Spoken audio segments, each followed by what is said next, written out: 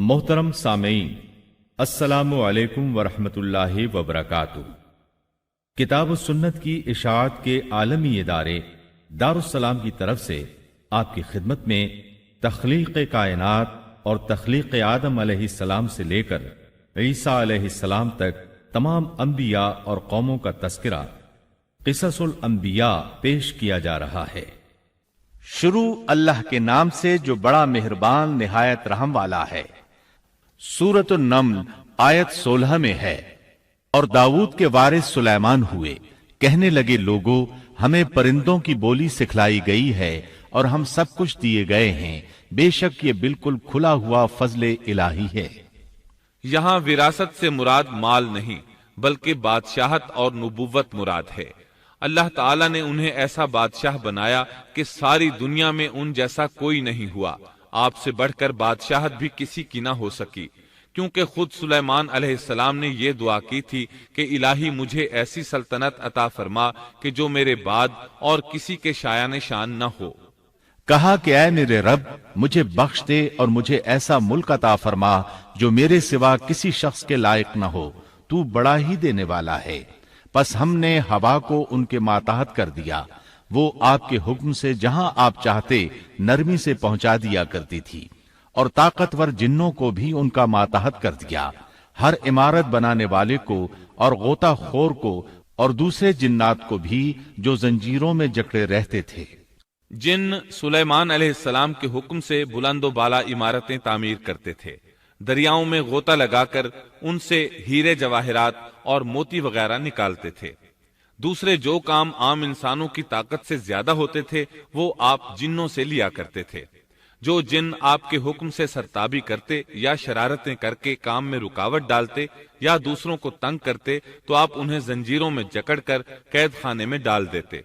और ये आप पर अल्लाह की तरफ से बहुत बड़ा इनाम और एहसान था, जैसा कि अल्लाह ताला सूरत स्वाद आयत 39 में फरमाते हैं, ये है हमारा अतिया, अब तू एहसान कर या रोक रख, कुछ हिसाब नहीं। अल्लाह ताला ने सुलेमान अलैहिस्सलाम को उन पर कब्जा और इख्तियार दे दिया और फरमाया, अब आपकी मर्जी, आप इन्हें सजा दें या दरगुजर करें, किसी को कुछ दें या रोक लें, आपके लिए सब कुछ जायज है। दूसरे मकाम पर अल्लाह ताला सूरह सबा आयत 12 में फरमाते हैं, और उसके रब के हुक्म से बास जिन्नात उसकी माताहती में उसके सामने काम करते थे, और उनमें से जो भी हमारे हुक्म से सरकशी करे हम उसे भड़कती हुई आग के अजाब का मजा चखाएंगे। इस तरह अल्लाह ताला सूरह सबा आयत 13 में फरमाते हैं, जो कुछ सुलेमान चाहते जिन्नात वो तैयार कर देते, मसलन कले, मुजस्समे और हौजों जैसे प्याले और चूल्हों पर जमी हुई मजबूत देगे। ऐ आले दाऊद, इसके शुक्रिये में नेक अमल करो, मेरे बंदों में से शुक्रगुजार कम ही हैं। यानी जिन्नात सुलेमान अलैहिस्सलाम के हुक्म के मुताबिक बड़े बड़े महल, मसाजिद, कले, मुख्तलिफ मसाजिद के मॉडल या सीनरियों के मॉडल, बड़े बड़े थाल और इतनी बड़ी देगें बनाते थे जो बोझल और नक्लो हमल के काबिल न होने की वजह से किसी खास मकाम पर नस्ब कर दी जाती थी।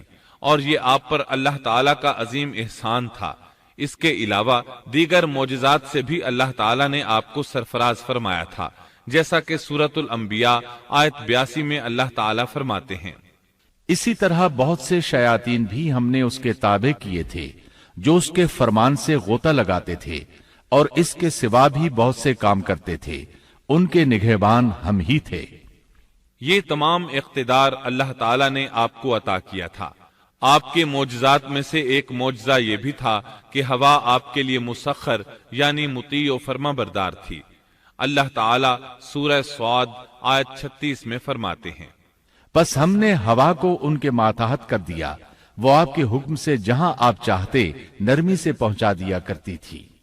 अल्लाह ताला सूरतुल अंबिया आयत 81 में फरमाते हैं, और हमने तेज तुंद हवा को सुलेमान के ताबे कर दिया जो उसके फरमान के मुताबिक उस जमीन की तरफ चलती थी जहां हमने बरकत दे रखी है, और हम हर चीज का इल्म रखने वाले हैं। इसी तरह अल्लाह ताला सूरह सबा आयत 12 में फरमाते हैं, اور ہم نے سلیمان کے لیے ہوا کو مسخر کر دیا کہ صبح کی منزل اس کی مہینہ بھر کی ہوتی تھی اور شام کی منزل بھی مہینہ بھر کی ہوتی تھی۔ دیگر معجزات کی طرح اللہ تعالی نے سلیمان علیہ السلام کو یہ معجزہ بھی عطا فرمایا کہ تیز و تند ہوا کو ان کا تابع فرمان بنا دیا۔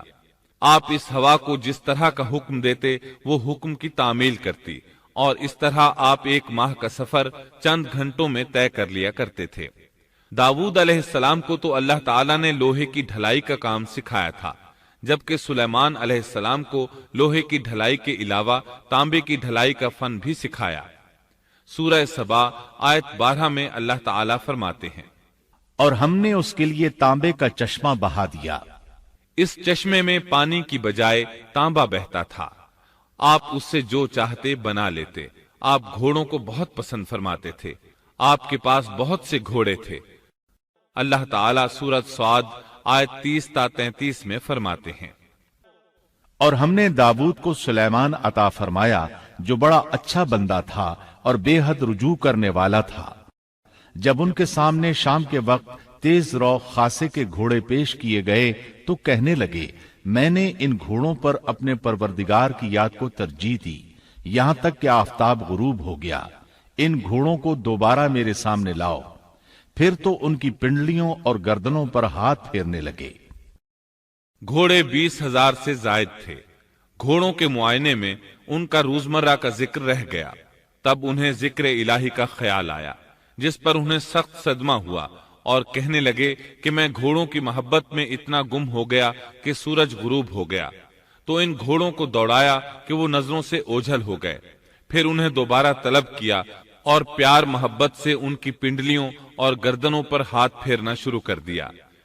امام بخاری نے ابو ہریرہ رضی اللہ عنہ سے روایت کی ہے کہ ایک مرتبہ سلیمان علیہ السلام نے ارادہ کیا کہ اس شب میں اپنی بیویوں کے ساتھ اس دیواجی فریضہ ادا کروں گا تو میری ہر ایک بیوی سے لڑکا پیدا ہوگا اور وہ میدان جہاد کا مجاہد بنے گا، لیکن اس ارادے کے ساتھ انشاءاللہ کہنا بھول گئے۔ اللہ تعالیٰ کو جلیل القدر پیغمبر کا یہ طرز پسند نہ آیا، چنانچہ اللہ تعالیٰ نے سلیمان علیہ السلام کے اس دعوے کو اس طرح غلط ثابت کر دیا کہ تمام بیویوں میں سے صرف ایک بیوی کے ہاں مردہ بچہ پیدا ہوا۔ تب سلیمان علیہ السلام کو احساس ہوا کہ یہ انشاءاللہ نہ کہنے کا نتیجہ ہے، چنانچہ انہوں نے فوری توبہ کی اور انشاءاللہ کہنے کو اپنا معمول بنا لیا۔ اللہ تعالیٰ نے آپ کو فیصلہ کرنے کی زبردست صلاحیت عطا فرمائی تھی۔ سورۃ الانبیاء آیت 87 میں ہے، اور داؤد اور سلیمان کو یاد کیجئے جبکہ وہ کھیت کے معاملے میں فیصلہ کر رہے تھے کہ کچھ لوگوں کی بکریاں اس میں چر چگ گئی تھیں اور ان کے فیصلے میں ہم موجود تھے۔ ہوا یہ کہ دو آدمی ہمسائے تھے، ان میں جھگڑا ہو گیا۔ ان میں سے ایک کے پاس کھیت تھا، اس میں اس نے فصل بو رکھی تھی، دوسرے کے پاس کچھ بکریاں تھیں۔ بکریوں کا چرواہا رات کے وقت دیوار والے دروازے کو بند کر دیتا تھا تاکہ بکریاں نکل کر فصل کو نقصان نہ پہنچائیں۔ ایک دن وہ دروازہ بند کرنا بھول گیا، بکریاں کھیت میں آ کر چرنے لگیں، فصل خراب ہو گئی۔ دونوں داؤد علیہ السلام کے پاس آئے، اپنا مقدمہ پیش کیا۔ داؤد علیہ السلام قاضی بھی تھے۔ اس وقت سلیمان علیہ السلام کہیں گئے ہوئے تھے۔ داؤد علیہ السلام مقدمہ سن کر کہنے لگے، یہ بکریوں والے کی سستی کا نتیجہ ہے، اس کا حل یہی ہے کہ وہ تیری بکریاں اپنی تحویل میں لے لے۔ دونوں فریق باہر نکلے تو سلیمان علیہ السلام سے ملاقات ہوئی۔ انہوں نے تفصیل سن کر فرمایا، میرے ساتھ آؤ۔ وہ انہیں داؤد علیہ السلام کے پاس لے آئے اور بولے، اس مقدمے کا اس سے بہتر فیصلہ یہ ہے کہ یہ بکریاں زمین والے کو دے دیں اور زمین بکریوں والے کو۔ جب بکریوں والا زمین کو پہلی حالت میں اگا دے گا تو آپ دونوں کی چیزیں انہیں لوٹا دیں۔ اس دوران کھیتی کا مالک بکریوں کے دودھ سے فائدہ حاصل کرتا رہے گا۔ یہ فیصلہ زیادہ بہتر ہے، اس سے بکریوں والا اپنی بکریوں سے بالکل محروم نہ ہوا اور کھیتی والے کا نقصان پورا ہو گیا۔ یہ فیصلہ آپ کو اللہ تعالیٰ نے سمجھایا تھا۔ اللہ تعالیٰ سورۃ الانبیاء آیت 89 میں فرماتے ہیں، ہم نے اس کا صحیح فیصلہ سلیمان کو سمجھا دیا، ہاں ہر ایک کو ہم نے علم و حکمت سے نوازا تھا۔ بخاری اور مسلم میں ایک حدیث ہے، اس میں اسی قسم کا ایک واقعہ بیان ہوا ہے کہ دو عورتیں اپنا مقدمہ داؤد علیہ السلام کے پاس لائیں۔ دونوں کو اللہ نے ایک ایک بچہ دے رکھا تھا۔ ایک بھیڑیے نے حملہ کر کے بڑی عمر والی کا بچہ چیر پھاڑ ڈالا۔ عورت چالاک تھی، اس نے چھوٹی عمر والی کا بچہ چھین لیا کہ یہ میرا بچہ ہے۔ داؤد علیہ السلام نے دیکھا بچہ بڑی عورت کے پاس ہے تو اس کے حق میں فیصلہ دے دیا۔ سلیمان علیہ السلام نے داؤد علیہ السلام سے اجازت چاہتے ہوئے کہا، کیا میں اس مقدمے کا فیصلہ کر سکتا ہوں؟ انہوں نے اجازت دے دی۔ سلیمان علیہ السلام نے عورت سے کہا، بچہ مجھے دے دو۔ بچہ ہاتھ میں لے کر انہوں نے تلوار نکالی اور دونوں عورتوں سے فرمایا، میں اس کے 2 ٹکڑے کر کے تم دونوں میں برابر برابر تقسیم کرنے لگا ہوں۔ یہ سن کر بڑی عورت بولی کہ ٹھیک ہے، جبکہ چھوٹی عورت مامتا کی وجہ سے چلا اٹھی کہ آپ اسے زندہ رہنے دیں اور اسے دے دیں۔ یہ سنتے ہی سلیمان علیہ السلام بول اٹھے، تو ہی اس کی ماں ہے، جس سے اپنے بچے کے ٹکڑے دیکھنا برداشت نہ ہو سکا، پھر بچہ اسے دے دیا۔ سلیمان علیہ السلام کا ایک تیسرا واقعہ قرآن میں یوں ہے، سورۃ النمل آیت 17 اور 18 میں ہے، اور سلیمان کے سامنے ان کے تمام لشکر جنات، انسان اور پرندوں میں سے جمع کیے گئے، ہر قسم الگ الگ کھڑی کر دی گئی۔ جب وہ چیونٹیوں کے میدان میں پہنچے تو ایک چیونٹی نے کہا، اے چیونٹیوں، اپنے اپنے گھروں میں گھس جاؤ، ایسا نہ ہو کہ بے خبری میں سلیمان اور ان کا لشکر تمہیں روند ڈالے۔ ان تمام لشکروں کو اکٹھا کیا گیا تھا۔ اللہ تعالی نے چیونٹی کی یہ بات سلیمان علیہ السلام کو سنوا دی۔ سورہ نمل آیت 19 میں ہے، اس کی اس بات پر سلیمان مسکرا کر ہنس پڑے اور دعا کرنے لگے کہ اے پروردگار، تو مجھے توفیق دے کہ میں تیری ان نعمتوں کا شکر بجا لاؤں جو تو نے مجھ پر انعام کی ہیں، اور میں ایسے نیک اعمال کرتا رہوں جن سے تو خوش رہے، اور مجھے اپنی رحمت سے نیک بندوں میں شامل فرما۔ آپ کا ایک واقعہ ملکہ بلقیس کے ساتھ پیش آیا۔ سورہ نمل آیت 20 تا 25 میں ہے، آپ نے پرندوں کی دیکھ بھال کی اور فرمانے لگے، کیا بات ہے کہ ہدہد نظر نہیں آ رہا؟ کیا وہ واقعی غیر حاضر ہے؟ یقیناً میں اسے سخت سزا دوں گا یا اسے ذبح کر ڈالوں گا، یا وہ میرے سامنے کوئی معقول وجہ بیان کرے۔ کچھ زیادہ دیر نہ گزری تھی کہ اس نے آ کر کہا، میں ایک ایسی خبر لایا ہوں کہ آپ کو اس کی خبر ہی نہیں، اور میں سبا کی ایک سچی خبر آپ کے پاس لایا ہوں۔ میں نے دیکھا ہے کہ ان کی بادشاہ ایک عورت ہے جسے ہر قسم کی چیز سے کچھ نہ کچھ دیا گیا ہے، اور اس کا تخت بھی بڑا عظیم ہے۔ میں نے اسے اور اس کی قوم کو اللہ تعالیٰ کو چھوڑ کر سورج کو سجدہ کرتے ہوئے پایا ہے۔ شیطان نے ان کے کام مزین کر کے انہیں دکھلا کر سیدھے راستے سے ہٹا دیا ہے، پس وہ ہدایت پر نہیں آتے کہ اسی اللہ کو سجدہ کریں جو آسمانوں اور زمینوں کی پوشیدہ چیزوں کو باہر نکالتا ہے، اور جو کچھ تم چھپاتے اور ظاہر کرتے ہو وہ سب کچھ جانتا ہے۔ ہدہد نے اللہ تعالیٰ کی یہ صفت اس لیے بیان کی کہ یہ اپنی حس کے ذریعے زمین میں پانی والے حصے کا پتہ چلا لیتا ہے۔ سلیمان علیہ السلام کو بھی یہی ہدہد بتایا کرتا تھا کہ پانی کہاں ہے، پھر آپ جنات کے ذریعے پانی نکلواتے تھے۔ یہ اطلاع سن کر سلیمان علیہ السلام حیران ہوئے۔ آپ نے ہدہد سے کہا، ہم ابھی تمہاری بات کی تصدیق کر لیتے ہیں۔ سورہ نمل آیت 27 اور 28 میں ہے، سلیمان نے کہا، اب ہم دیکھیں گے کہ تو نے سچ کہا ہے یا تو جھوٹا ہے۔ میرے اس خط کو لے جا کر انہیں دے دے، پھر ان کے پاس سے ہٹ آ اور دیکھ کہ وہ کیا جواب دیتے ہیں۔ آپ نے ایک خط لکھ کر اسے دیا۔ ہدہد وہ خط لے کر ملکہ بلقیس کے محل پہنچا۔ خط اس کے سامنے گرا کر خود دیوار پر جا بیٹھا۔ خط دیکھ کر ملکہ بلقیس نے کہا، وہ کہنے لگی، اے سردارو، میری طرف ایک باوقت خط ڈالا گیا ہے جو سلیمان کی طرف سے ہے، اور جو بخشش کرنے والے مہربان اللہ کے نام سے شروع ہے، یہ کہ تم میرے سامنے سرکشی نہ کرو اور مسلمان بن کر میرے پاس آ جاؤ۔ اس نے کہا، اے میرے سردارو، تم میرے اس معاملے میں مجھے مشورہ دو۔ میں کسی امر کا قطعی فیصلہ جب تک تمہاری موجودگی اور رائے نہ ہو نہیں کیا کرتی۔ ان سب نے جواب دیا کہ ہم طاقت اور قوت والے، سخت لڑنے بھیڑنے والے ہیں، آگے آپ کو اختیار ہے، آپ خود ہی سوچ لیجئے کہ ہمیں آپ کیا کچھ حکم فرماتی ہیں۔ اس نے کہا کہ بادشاہ جب کسی بستی میں گھستے ہیں تو اسے اجاڑ دیتے ہیں اور وہاں کے باعزت لوگوں کو ذلیل کر دیتے ہیں، اور یہ لوگ بھی ایسا ہی کریں گے۔ میں انہیں ایک ہدیہ بھیجنے والی ہوں، फिर देख लूंगी कि कासिद क्या जवाब लेकर लौटते हैं। मलिका बल्कीस ये अंदाजा करना चाहती थी कि सुलेमान अलैहिस्सलाम किस किस्म के बादशाह हैं और ये कि वो उनके खिलाफ लड़ सकेंगे या नहीं। चुनाचे उसने फिलिस्तीन की तरफ बेशुमार तहाइफ रवाना किए ताकि लड़ाई की नौबत न आए, लेकिन जब ये तहाइफ सुलेमान अलैहिस्सलाम के पास पहुंचे तो आप गजबनाक हो गए। बस जब कासिद सुलेमान के पास पहुंचा तो आपने फरमाया, क्या तुम माल से मुझे मदद देना चाहते हो? मुझे तो मेरे रब ने उससे बहुत बेहतर दे रखा है जो उसने तुम्हें दिया है, बस तुम ही अपने तोहफे से खुश रहो। जा, उनकी तरफ वापस लौट जा, हम उनके मुकाबले पर वो लश्कर लाएंगे जिनके सामने पड़ने की उनमें ताकत नहीं, और हम उन्हें जलीलो पस्त करके वहां से निकाल बाहर करेंगे। कासिद उनका जवाब सुनकर और ये सूरत हाल देखकर दहशत ज़दा हो गए। उन्होंने बल्कीस के पास जाकर सारी हकीकत बयान कर दी।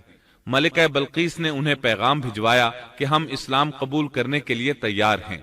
सुलेमान अलैहिस्सलाम तक इसका पैगाम पहुंचा तो आप अपने दरबारियों की तरफ मुतवज्जे हुए। आपने फरमाया, ऐ सरदारो, तुम में से कोई है जो उनके मुसलमान होकर पहुंचने से पहले ही उसका तख्त मुझे ला दे। एक कवि हैकल जिन कहने लगा, आप अपनी मजलिस से उठें, इससे पहले मैं उसे आपके पास ला देता हूं।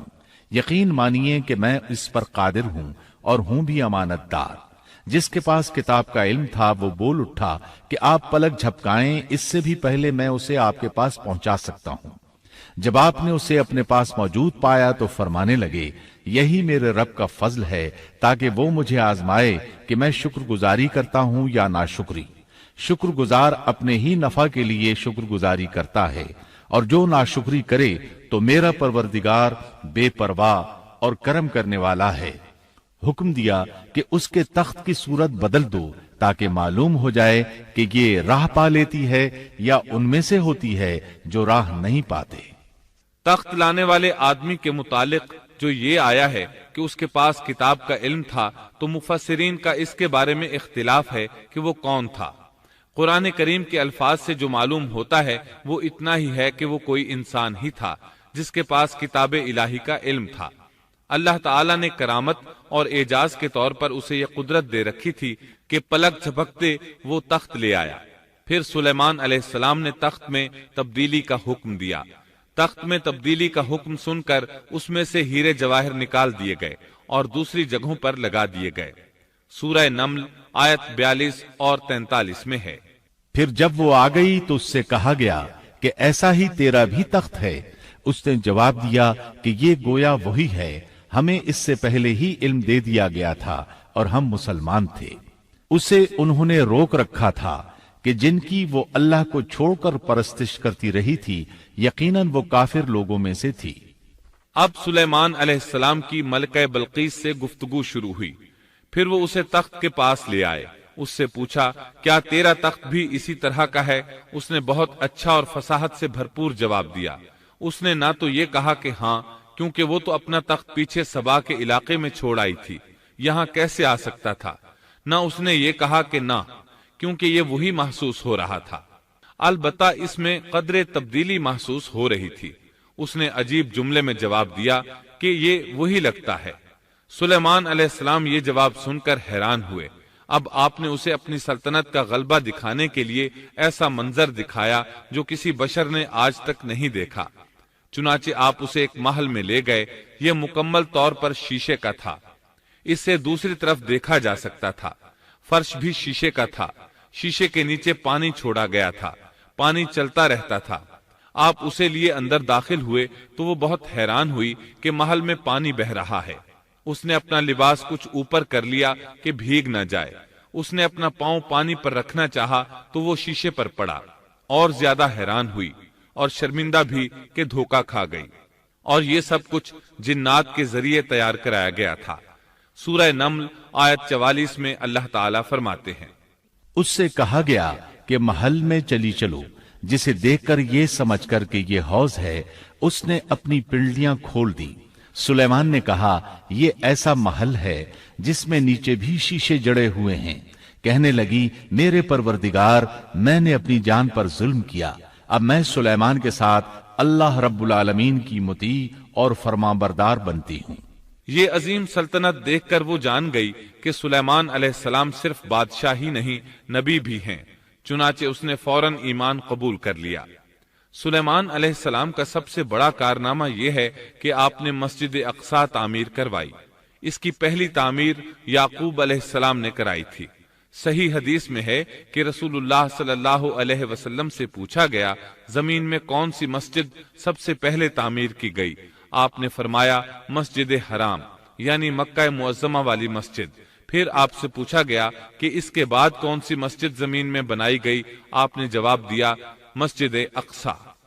جب بخت نصر نے قدس پر قبضہ جما لیا تو اس نے مسجد اقصی ڈھا دی، لیکن پھر سلیمان علیہ السلام کو اللہ تعالیٰ نے بادشاہت عطا کی تو انہوں نے ازسر نو تعمیر کا کام شروع کرایا۔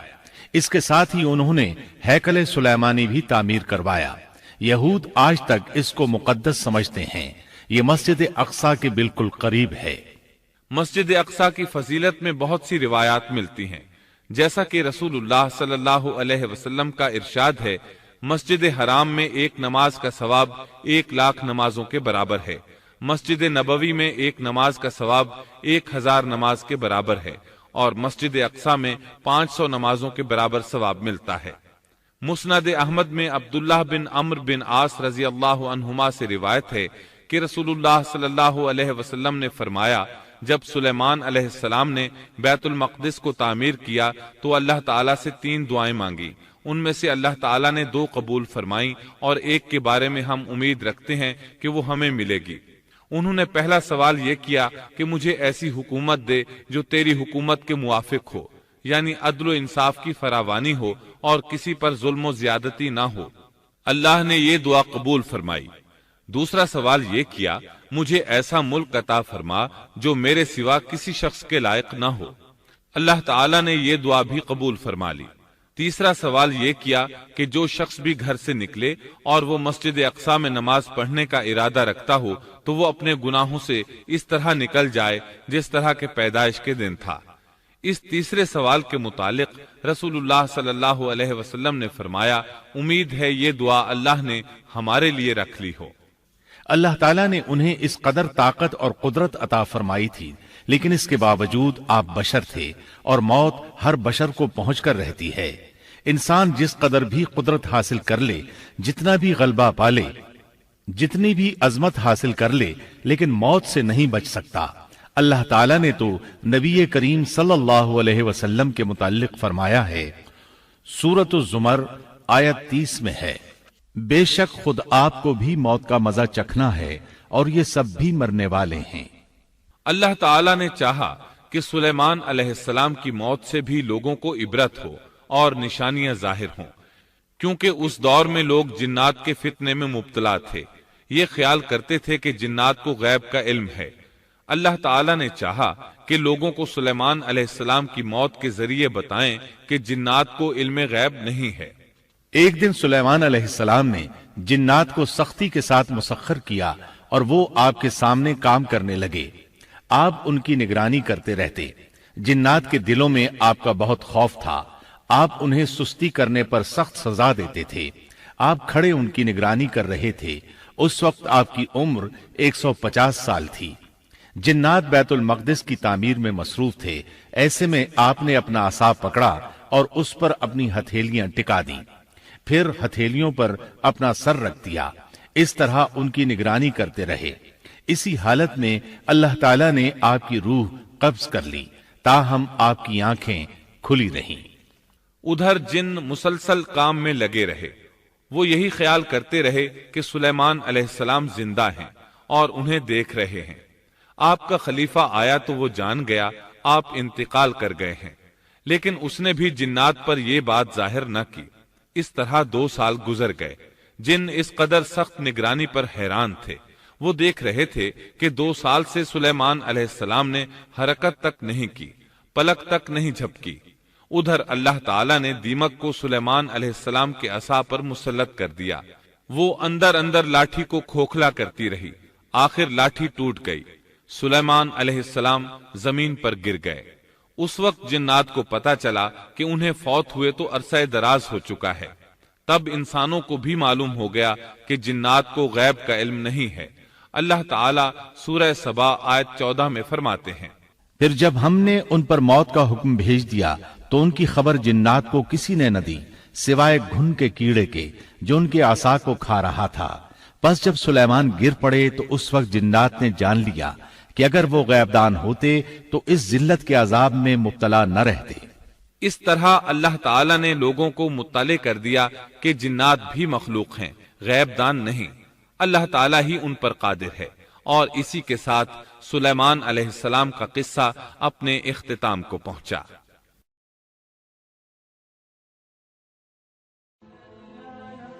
Thanks for watching. Don't forget to like, comment, share and subscribe to